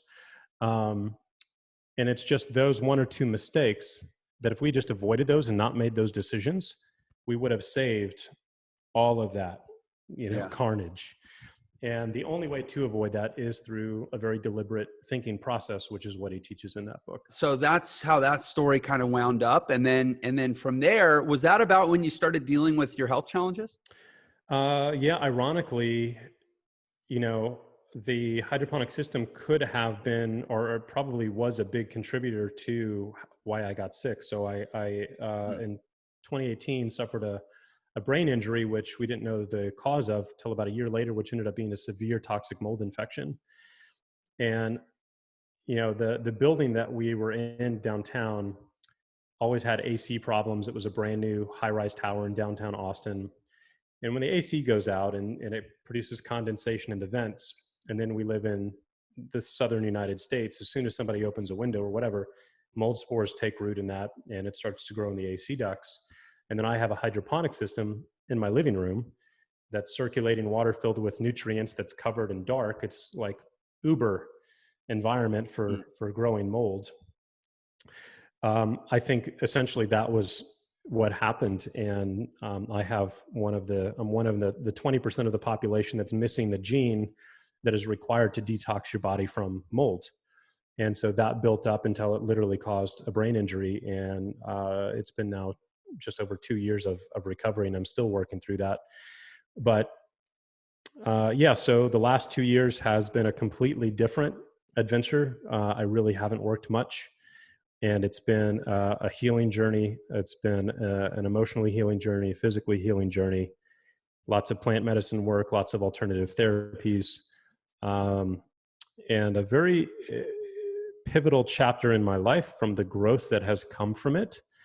And also by far and away, the single most difficult, because it pushed me to my brink in every capacity. So it's been an interesting couple of years for sure. Yeah. And it's crazy. I mean, gratefully in hindsight, there's a positive outcome and a really a pretty moving story of how you dealt with that, how you worked through it, and essentially how you kept doing. I think this is becoming the theme for this conversation, is you kept asking different questions until you ultimately got to a question that could have a good answer. Like, I know people with, debilitating health conditions that just kind of hit a point of resignation, and it's just about, how do I manage this with medication? Right. And I have to imagine, I mean, how frustrated were you through that? More than, well, to the point of suicide. Yeah, frankly, when you can't, so my particular symptom was that I physically could not fall asleep.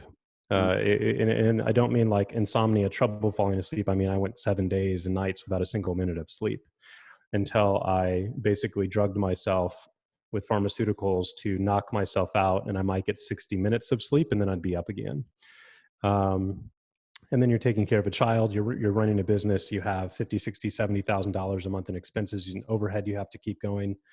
And when you don't have any sleep for weeks and months at a time, that takes away your brain's capacity to think, your memory, you fall into depression. And when you don't know what the cause is, that was the worst part, because I'm going through this for a year and nobody can tell me what's wrong. I can't find any information on Google. I can't find anybody with similar symptoms or problems on YouTube. I've gone to a dozen doctors. Nobody can tell me what it is. And they say, I've never seen anything like this before. And that's when you run into issues, because the key to essentially overcoming a health challenge is hope, right? If you don't have hope, then that's when things go really dark. And that changed for me when I met someone at a friend's house at an event that I just happened to go to, and dragged myself over there. And I just randomly met this woman, Christina, and she asked me, what was going on in my life. And I told her, and she's like, oh my God, the same thing happened to me 5 years ago.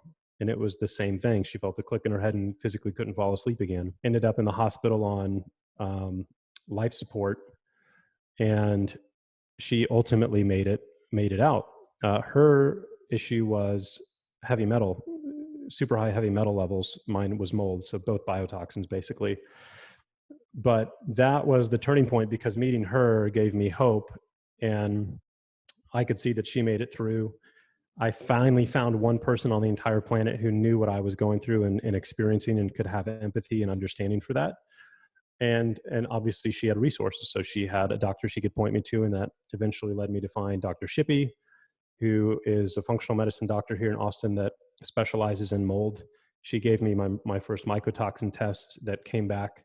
You know, the mycotoxin test basically goes from a scale from 0 to 50, and anything above 5 is toxic, right? 0 to 5, you're okay. Anything above 5 to 50, it's toxic. You need to get out of your body. Mine came back at 21,000.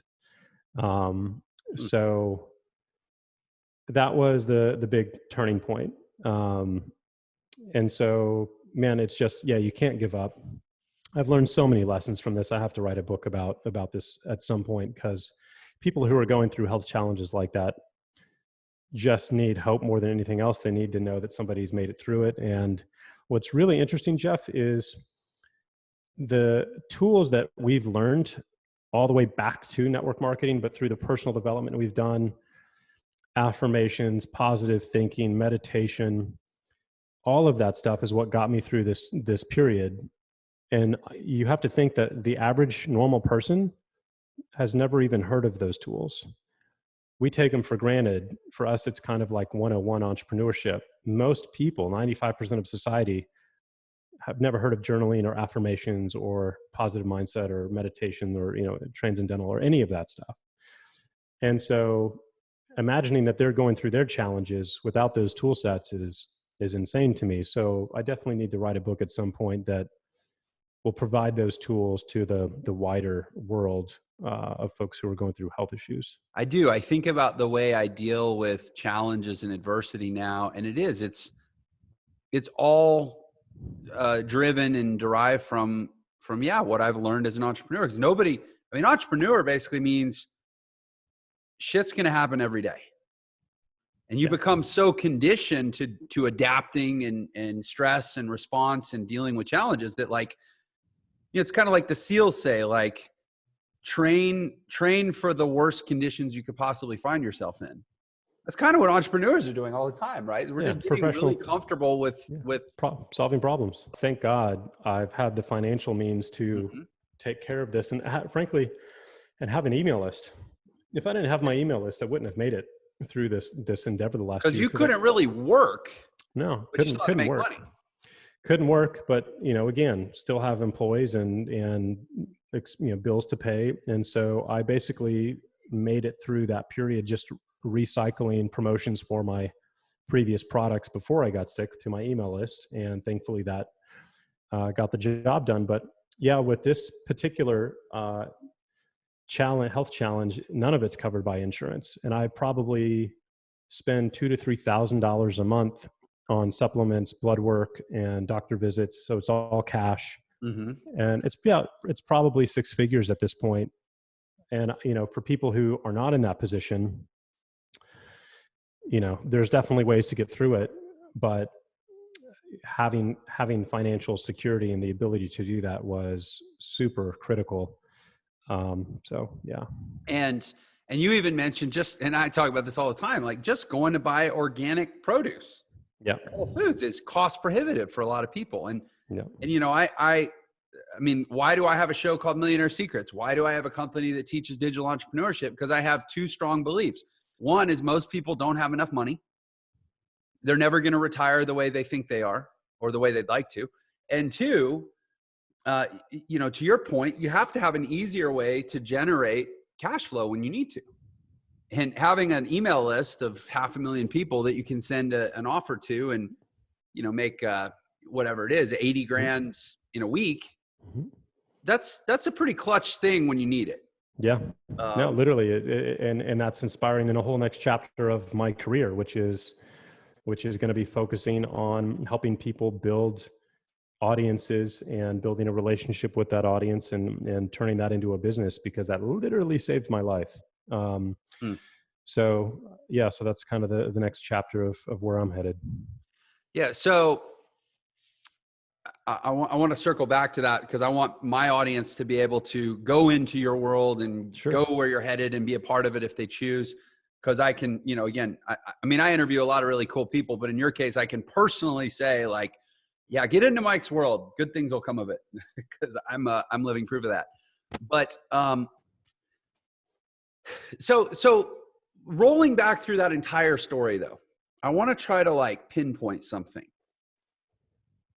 Man, you've done a really consistent job. Not a good job. I mean, it was a good job, but it was a good job done consistently over 25 years now of asking, like you said, asking really good questions, solving problems, keeping going in a way that's very high energy. I mean, it takes a lot to build these businesses.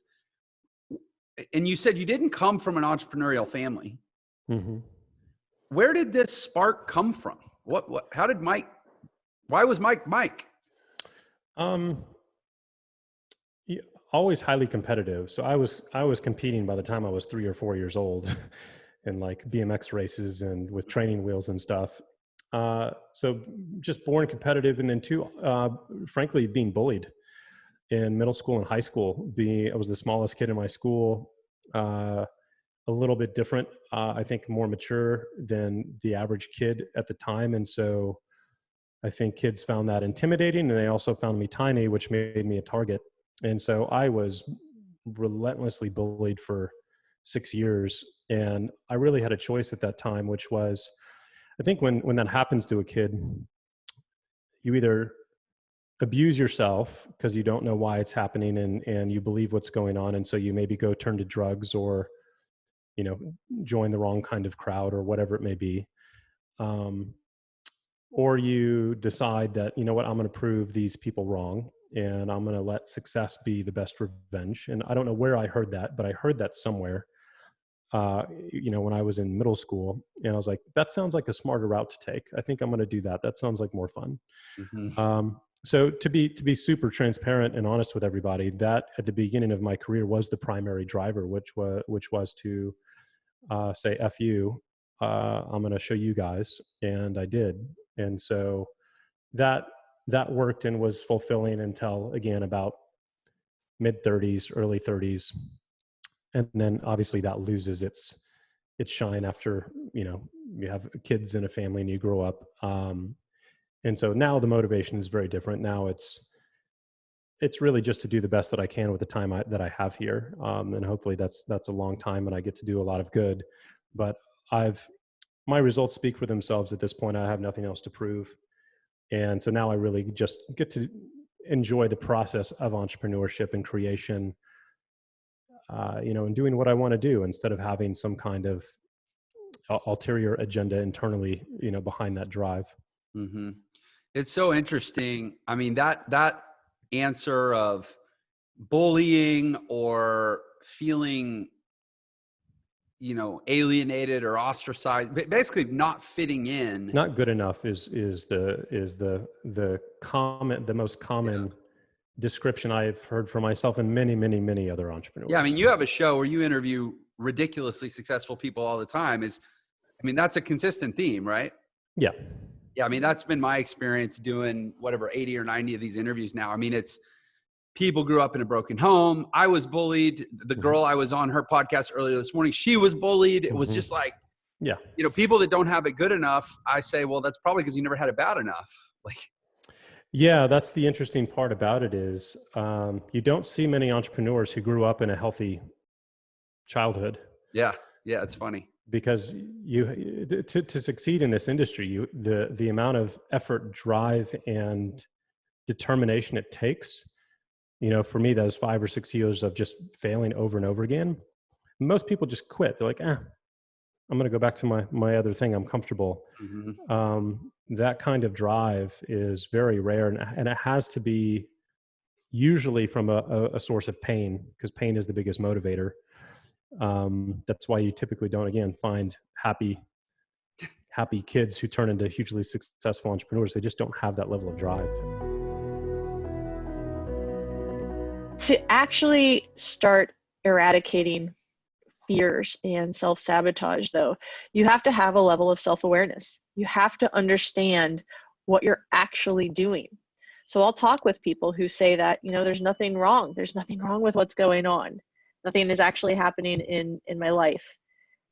And it's really tricky to work with people like that who have no understanding of this is upsetting me and this is wrong and there's anything that I want to change. So So for someone like you who can come out and say, there's things that are frustrating me, there's things that feel messed up, that's actually a level above a lot of people who go, everything is fine. There's nothing wrong with me and I'm totally good. When you have awareness of what's not right, you can communicate it and then it can be worked on.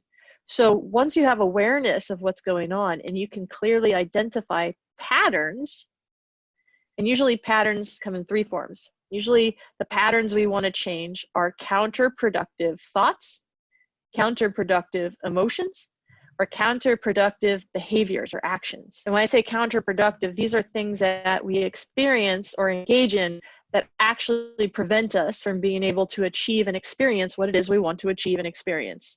So if I want to make $10 million this year, but I'm constantly having the thought that I'm no good and I'm not valuable, that's a counterproductive thought.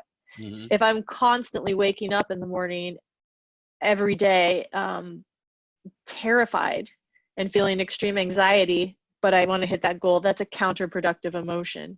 And then if I wake up and I sit on the couch and I eat cereal and watch cartoons for 5 hours a day, that's a counterproductive behavior that's probably not helping me achieve my goals. Mm-hmm. So when we get any of those things, none of those by themselves are bad, but when they become patterns that happen over and over and over and over and over again, those are holding us back. So having an awareness of what patterns are you experiencing that are keeping you from being able to achieve what you want to achieve is really important. Getting clear on your patterns is actually one of the first and most important pieces of self-awareness that allows you to then work on yourself. Some of the root work that actually causes the elimination of the problems is uncovering the stories and the belief patterns and the constructs that are keeping people locked into the same way of being and keeping them looping and acting in the same way. When you can pull those out and clear those out, that's what stops people from getting stuck and being in their own way. So I can give you an example. There was an entrepreneur we worked with. She had been wanting to launch a new business for 10 years. She has a business, 7-figure business, but hates it. And has had this dream business that she is like her heart's passion that she's wanted to launch for a decade. And she's known it in her heart and she's wanted to do it. And every year she says she's going to do it and every year she doesn't. So her pattern that she wanted to get rid of was this procrastination and avoidance of not taking action on moving forward with her dream business. Mm-hmm. So we sat down and we looked at it, and what we uncovered is she was reading all these books about, how to start your business. She was reading all these books about how to have confidence. And she was going to these seminars about, you can do anything, put your mind to it, but nothing really worked. And what we uncovered is she couldn't bring herself to move forward because at the root of it all, she was actually terrified of success. And not just success, she was terrified of what would happen if she was successful. This is someone who travels the world and is location independent. And we uncovered that she truly believed that if her business was successful, she would have to stay in one location and she would lose her independence. We also uncovered that she believed that if she started this business, she would be unlikely to meet the man of her dreams. And there were one or two other pieces that we've kind of pulled out that we found out that she was like, but if this works, and if I get this, and I get this dream that I say that I want, these things will happen when I'm successful. So these things were huge. And it's like, if you truly believe those things are going to happen and they're going to not be, you're not going to be okay. If you're successful, there's no way you're going to have the motivation every morning to move towards what you think is actually going to be a horrible thing. Mm-hmm. So what you're able to do is when you can take those stories of, if I'm successful, it means I'll lose my independence. If I'm successful, it means I won't be able to get a man. And if I'm successful, it means I will lose these other things that are important to me. When we were able to take those and crumble them and disintegrate them and get her to see that those weren't true, her entire way that she perceived her life changed. And within the next 60 days, she began starting her business. And she's actually I think she just got back from Las Vegas at a trade show, and she's actively building the business right now. Like, that's all it took.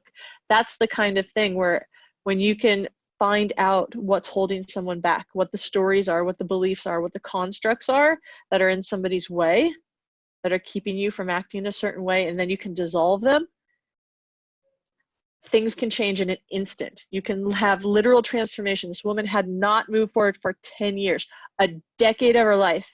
And within 60 days, she was taking massive action and beginning to build the business of her dreams. So it almost sounds like this term we use, self-sabotage, that term itself is a misnomer and maybe part of misunderstanding or misunderstanding the problem or attacking it the wrong way. It's not, it doesn't sound like we're really talking about self-sabotage. It actually sounds like we're talking about reinforcement of a misguided self. Oftentimes, right? They're acting to actually support what they believe. They just don't realize they believe it. Support what they believe or support what they value. That's another thing, is oftentimes we get stuck saying we value something. I really value having a beach body and looking great, but I also value staying at home, relaxing and eating pizza, right? Sometimes we have these competing values. So we'll say we want one thing, but they're not really truly what we want. And our actions will often show what we do want and what's more important to us. So sometimes it's a matter of uncovering what we truly value and what's truly important to us. Some people will say, I really want to build this business, and yet they're not willing to give up, family life and or vice versa. So it's a matter of finding and uncovering what's really important to us. And then if it is important to us and something's still stopping us and we truly value it, what are the stories and the beliefs and the roadblocks that are in the way that are keeping us from actually taking action? Every single year, year after year, you can take a young child and they will mail a letter to Santa. They will leave milk and cookies out for Santa, and they will beg you to take him to the mall to go get a photo with Santa. Every year, like clockwork, it'll keep happening, right? So if what your friend said was true and change happens from experience, you would think that there would need to be experiences, or it would take time for a child to change. I would say that one conversation over the course of 3 minutes, where the insight is provided that, hey, honey, that was a mall Santa. There is no North Pole where the letters get mailed. Rudolph couldn't possibly be at 7 billion people's homes, over the course of 24 hours. And I ate the milk and cookies, and those were dad's boots, not Santa's. Like, once you give a handful of insights that completely restructures how the child sees things, the change is instant. There's no more, I want to go to the mall. There's no more thoughts about leaving milk and cookies out. There's no more writing letters. It's instant, it's instantaneous, and the change is permanent. It doesn't come back. You don't need more experiences. You don't need repetition. Like, once you provide the right insight, or once you provide the right shift in the mind, the brain can let go of thinking about things and seeing things in a certain way. And the instant you see something differently, everything changes. You might be married to someone for 30 years and be like, I have the best marriage. I have the best spouse. This spouse is faithful, and we are soulmates. And then you come home one night and you walk into the bedroom and your spouse is with 2 other people in bed, right? And suddenly, in an instant, the whole story and belief and the way that you see this person as the perfect mate, the soulmate, it doesn't take repetition and lots of experiences and lots of time. Things really can shift in an instant and change in an instant, and drastically too.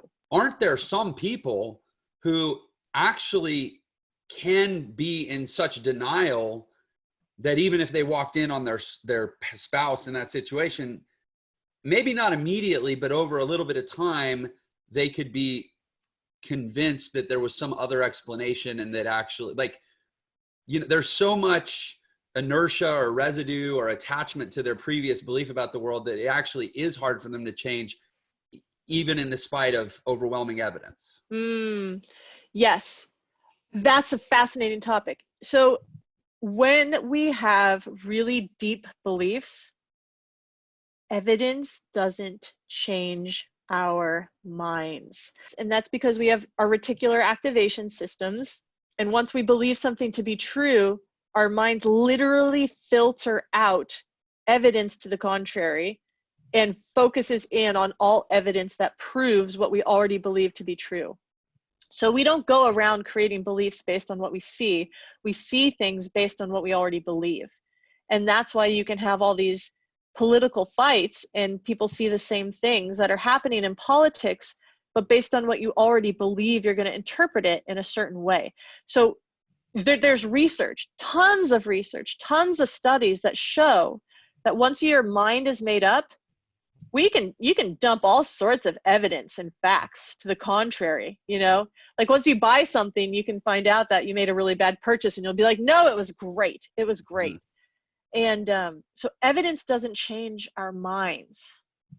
I can't just sit here and tell you all the reasons why we're a good company and then suddenly you want to work with me, right? Like evidence and facts, if that's all it took, sales would be really easy. That's, yeah. Right? And that's not the case. That's not the case. Or they'd be impossible in some cases when people actually do make sales. True. This is true, right? So evidence is a funny thing. Evidence is different based on what you already believe to be true. So that's why when you sit and you go out with your friends and your buddies, and that's why when you sit and you talk with a therapist and they're sitting there and people are trying to convince you of something, it doesn't work. Like if you have deep down, if you truly believe you're not worthy, if deep down you just believe you're just not good enough, you can sit with friends for a week and they can give you a million reasons of all the ways that you're good enough, and you'll sit there and at the end of the week, despite stacks of evidence, it's not going to change your mind. It's just not. How does the average person actually develop the right mindset so that someday they can be at 7 figures working with you to get to 8 figures, you know? I think the first step that anybody can take, and that's really important, is the self-awareness piece. I think so many people run around and don't even have that first piece. And they're like, what do I do? What do I do? How do I have a good mindset? And I think at the end of the day, so many of us, it's important for us to understand that we have everything we need inside of us. We aren't broken. We don't need to be fixed. You don't need to be trained in confidence. It's there underneath. You were born with it. That's why when you started walking, you walked and you walked and you fell. And you didn't like give up. You just kept going. And then the next day you walked and you walked and you fell. And there was no like, oh, forget this. You just did it and you kept going. And there was no question. And it was just like, I'm going to keep doing this until I get it. And maybe it takes me a week and maybe it takes me a month. And I don't know how long it'll take me, but I'm just going to do it. And I think a lot of times people feel like they don't have confidence inside of them. They don't have a sense of wholeness inside of them. But that's all there. There's just the crap that gets layered on top that we need to be aware of.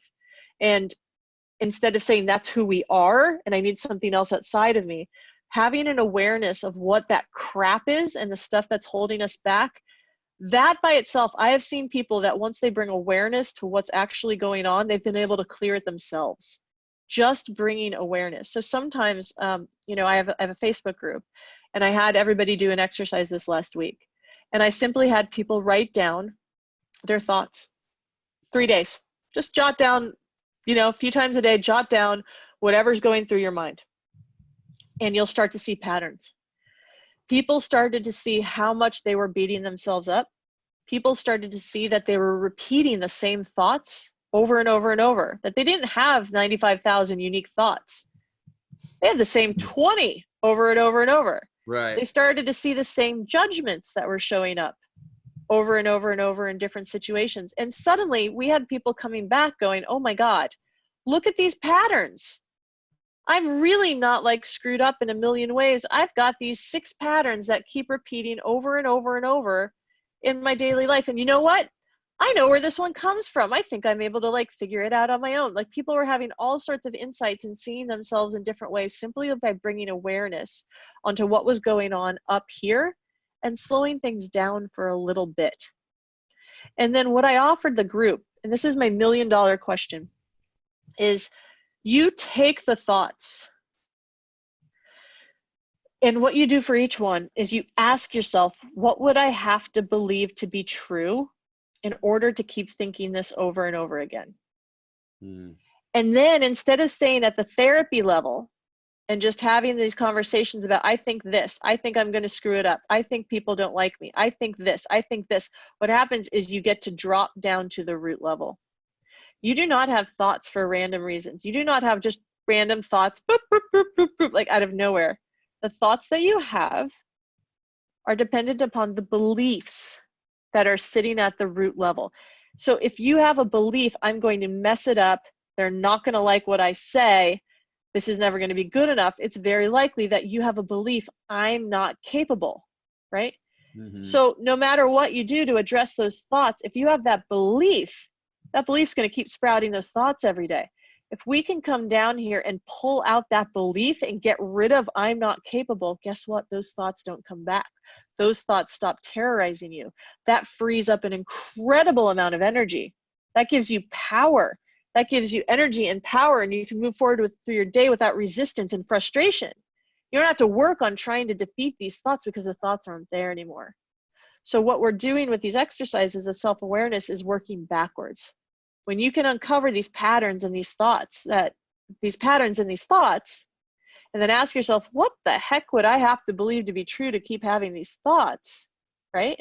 You can uncover the root causes. You can uncover the exact reasons why you keep having these problems and these emotions and these thoughts that are crushing you every day. That's what we eliminate. That's what we work with in our program, is getting rid of the roots. When you get rid of the roots, they don't sprout all the problem thoughts and the emotions anymore. So it's almost like evidence. You were talking about, evidence isn't effective. Evidence is like arguing with the thoughts. Yes, exactly. Right. So you're playing at the wrong level. There's a level above that. We were talking about thoughts, right? Well, the thoughts that you have, guess what? Those impact how you feel. So if you have thoughts of I'm not capable and I'm stupid, I'm going to mess this up, guess what are your emotions going to be? Anxious, scared, fearful, right? And guess what? If you're feeling that way, the level above that, how are you going to act? Right. You're not going to take action. You're going to avoid your work. You're going to sit on Facebook for an extra 5 minutes. You're going to call up your friend because, oh, this feels so good, and you don't have to deal with your fears. So your actions are up here. So people are running around reading books, talking about change your habits, change your actions, change your keystone habits, work out for 5 minutes a day. And it's like, let's try to change our behaviors and our actions. There you go, right? Power of habit. Duhigg. Yep. Charles Duhigg, right? Yeah. And it's great, but you change your actions, but guess what? You still got your emotions of anxiety and fear, because guess what? You still have your thoughts of I'm going to mess this up and people aren't going to like it, because guess what? At the root of it all, the cause, like the pea at the bottom of all these mattresses that are stacked on top of it, the thing that's causing the ripple impact all the way up, I'm not capable. You pull that out, that changes your thoughts, that changes your emotions, that changes your behaviors. Everything up the line changes instantly, instead of you trying to push all the way down and work in the opposite direction. It is possible to build and run and scale and have a successful business with the wrong beliefs. The more you have those beliefs, though, the more you have to fight against them and the more resistance you have. I know people who run multiple businesses who on the outside look super successful, and people would be like, I'll trade anything. And we work with them behind the scenes, and they're having panic attacks, going to the hospital, like just worst case scenario. I worked with a fellow who had a 9-figure exit, and he was in his 20s. You would think I'd give anything to be him. He was panicking every day that he was going to lose everything that he had created. And he walked around and woke up every day with the deepest sense of guilt you've ever experienced in your life, going, I don't deserve this. I have everything and I want, and I don't deserve this. How can I even live? I didn't deserve this. I don't deserve this. I shouldn't have this. I shouldn't have this. So here is somebody who we'd all be like, we'll trade everything. And he was just as miserable as somebody who'd be like, I'll trade spots with him. And he couldn't enjoy it because of the beliefs. Those were literally crushing him. It was actually easy. We worked with him for like less than a month and got rid of his beliefs around deserving and things are going to go wrong. And I shouldn't have this kind of money, and he was able to enjoy it. So it wasn't really much work to work with him. But had we not done that, he would have continued moving forward with his life, having everything that anybody would ever want, and have been absolutely miserable. People who don't want to admit that change is a necessary part of whatever they're trying to achieve, because in their mind, it would mean them admitting they were wrong. And that's a big one. I mean, I see that, I feel and see that a lot. So sometimes people have beliefs around being right. And people will come to us and they'll say, I have to be right. And it's literally something we work on to change in people. They have to be willing and wanting to change, though. There's a reason why there's a saying that you can lead a horse to water, but you can't make him drink. If somebody does not want to change, good luck. Or the only way that you can get like a foot in the door and start to crack that open is to tie the requirement to change to whatever their highest value is. If it's like, look, if you really want to make $1 million, if you really want to be able to pay for your child's heart surgery, if you really want to save your marriage, you're going to have to be able to change. And here's why. You have to connect change to whatever their highest value or values are. And if you don't, they're not going to change. If you loved that episode, then you're definitely going to love this one. Check it out. The mind isn't complicated at all. Once you understand it, you can actually fix really complex matters if you understand those three workings of the mind and put them into practice.